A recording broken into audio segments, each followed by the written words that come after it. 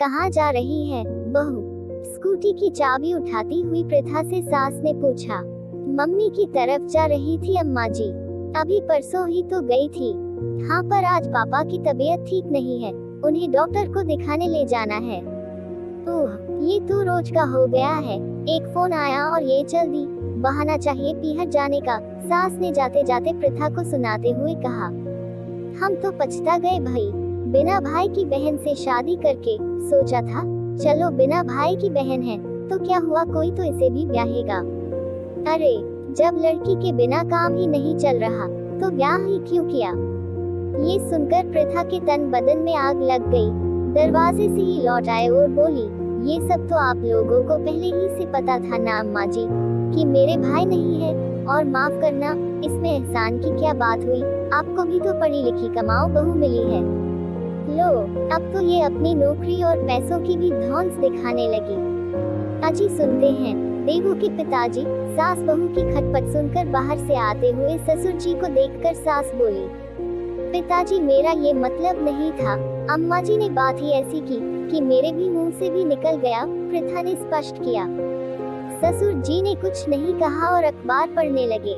लो, कुछ नहीं कहा, लड़के को पैदा करो, रात रात भर जागो, गंदगी साफ करो, पढ़ाओ लिखाओ, शादी करो और बहुओं से ये सब सुनो।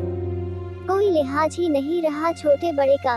सास ने आखिरी अस्त्र फेंका और पल्लू से आंखें पोंछने लगी। बात बढ़ती देख देवाशीष बाहर आ गया। ये सब क्या हो रहा है अम्मा? अपनी चहेती से ही पूछ ले। तुम अंदर चलो, लगभग खींचते हुए वह प्रथा को कमरे में ले गया। ये सब क्या है प्रथा? अब ये रोज की बात हो गई है। मैंने क्या किया है देव? बात अम्मा जी ने ही शुरू की है। क्या उन्हें नहीं पता था कि मेरे कोई भाई नहीं है, इसलिए मुझे तो अपने मम्मी पापा को संभालना ही पड़ेगा, प्रथा ने रुआसी होकर कहा। वो सब ठीक है, पर वो मेरी माँ है, बड़ी मुश्किल से पाला है उन्होंने मुझे। माता पिता का कर्ज उनकी सेवा से ही उतारा जा सकता है। सेवा न सही, तुम उनसे जरा अदब से बात किया करो। अच्छा, बाहर हुई सारी बातचीत में तुम्हें मेरी बेअदबी कहाँ नजर आई? तुम्हें ये नौकरी वाली बात नहीं कहनी चाहिए थी। हो सकता है मेरे बात करने का तरीका गलत हो, पर बात सही है देव, और माफ करना। ये सब त्याग उन्होंने तुम्हारे लिए किया है, मेरे लिए नहीं। अगर उन्हें मेरा सम्मान और समर्पण चाहिए तो मुझे भी थोड़ी इज्जत देनी होगी। स्कूटी की चाबी और पस उठाते हुए प्रथा बोली।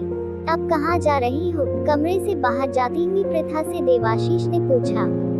जिन्होंने मेरी गंदगी धोई है, मेरे लिए रात रात भर जागे हैं, मुझे नौकरी लायक बनाया है, उनका कर्ज उतारने, प्रथा ने गर्व से ऊंची आवाज में कहा और स्कूटी स्टार्ट कर चल दी।